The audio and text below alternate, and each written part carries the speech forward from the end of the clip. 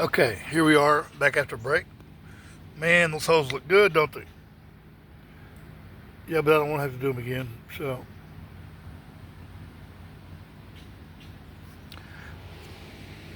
all right, here's what we did here. I got all these started except for that one. I had to ream that hole a little bit.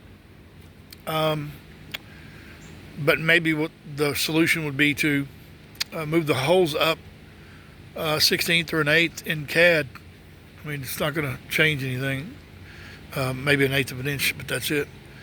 But the reason I started all these is to see how close the other ones are to fitting. So what I'll do is I'll see if I can get a bolt in any of these holes or all of them, top and bottom.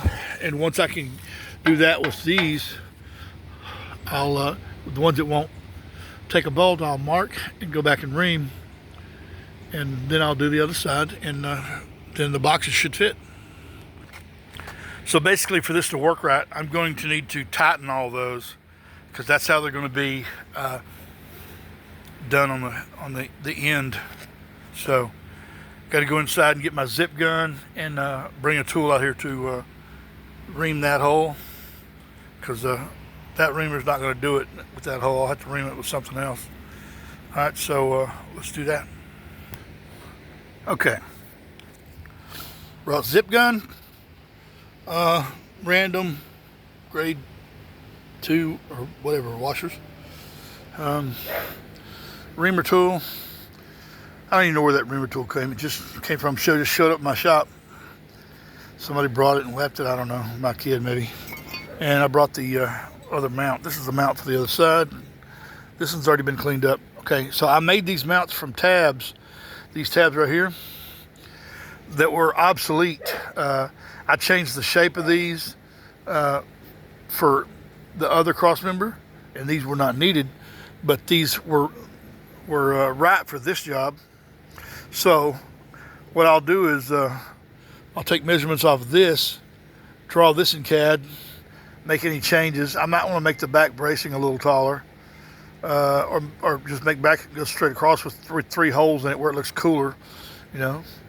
Might want to make this more flat on top instead of at an angle.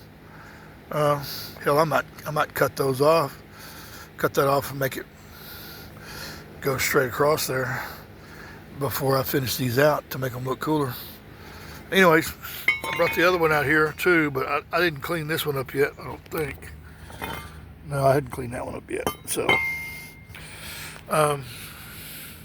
so yeah, these should fit. I don't know if they're going to, but they should. They go on those holes right there. They look like they're going to fit, but they also look like I might need to do some reaming on these holes. So, I guess we're going to see. Okay, there's 5 bolts tightened up, and we see that this one here looks pretty close. So does that one. Obviously that one's off a little bit. That one is off just a little bit, but not much. That one will probably go. I don't know what the bottom looks like. I can't see them. I hope you can see them. I just got my camera tilted up. I have to get my fat ass under there and see. But let's deal with the top ones first. Okay.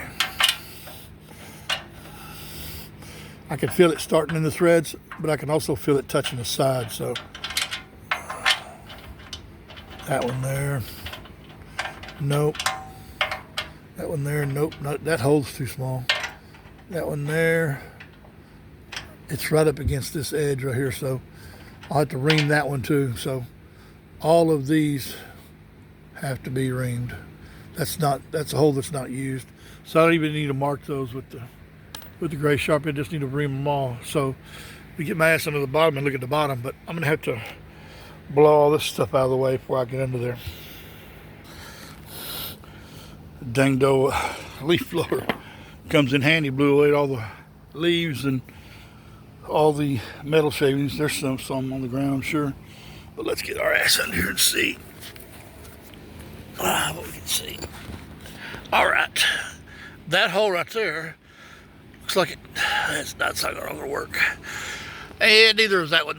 Both of them are close, but those holes need to be reamed out to this side, or just drill them to 9/16 or something and go from there. Okay, so next step is pull these bolts with zip gun.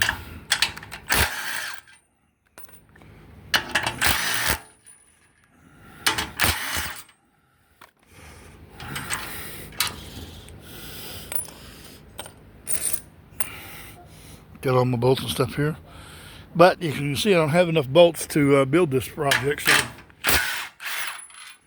gonna have to go to Tractor Supply and grab some bolts. All right, so let me get these reamed and we'll come back. Okay, let me tell you what I'm gonna do before I do it. This one here, since it's an oval hole, I'm gonna ream it just a little bit on this side, and then these, not that one, but this one, that one, and that one, I'm gonna run that 9/16 reamer through them, just straight through them, straight into them, because 9/16 is not much bigger than half, and if that don't clear from there, then I'll ream with that in a direction that makes it fit.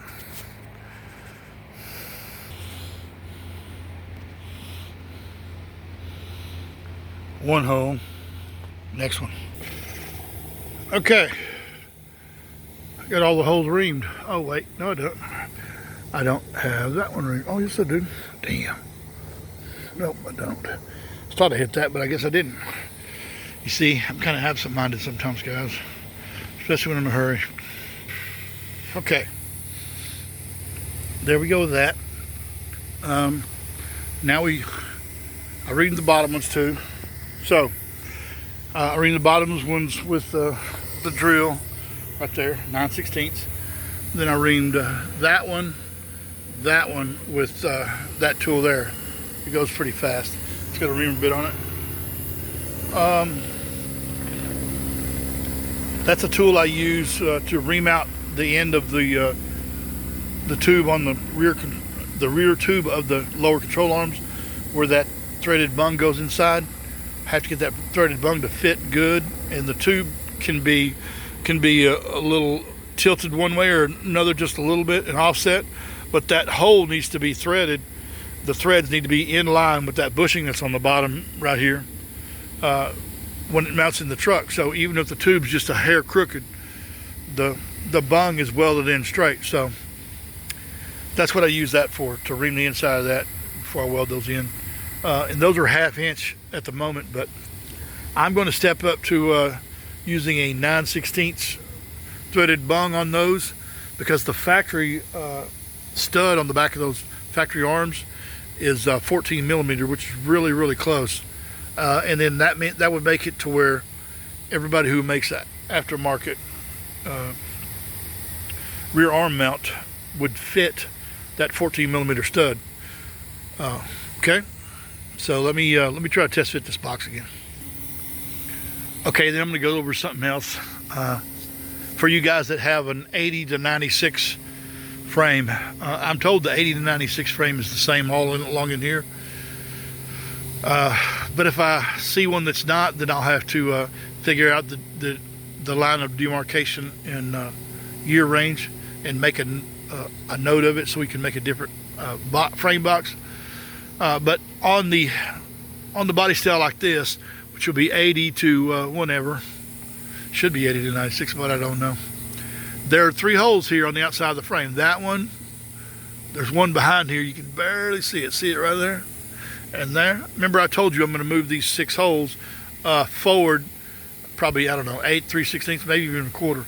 I may move them up too, so that clears easier without having to ream it. But I'll send you, when you get ready to do install yours, I'm going to send you, with the production version, a template of this area right here. Okay, it'll have those 3 holes, plus it'll have these 6 holes. Okay, so all you have to do is make sure these are drilled or reamed to 1/2 inch. Stick you a bolt in the 3, and that'll give you a template to mark these 6 holes with a centering, what they call I think it's called it's a center punch or centering punch. That's what it's called. Like that. Put the centering punch inside the template, punch your holes, then repeat on the other side. The template will probably be made out of, it won't be made out of something too thin. Might have to make it out of 8. That way I know it doesn't distort or anything. But all my stuff is laser cut, so should be good. All right, let me try to get this box in, and we'll go from there. Okay, reamed, bolted up. That one fits. That one fits. This one here, it's too tight. I have to ream that some more, right along that edge. This one goes in. And all I did was drill these out with 9/16. So we were pretty close. What I might do is move, all these holes had to be reamed on this one side. So I'll move the holes in the drawing that way about a, looks like about a 1/16 or so. 1/16, probably do it. So I got to take this back off and do that one hole.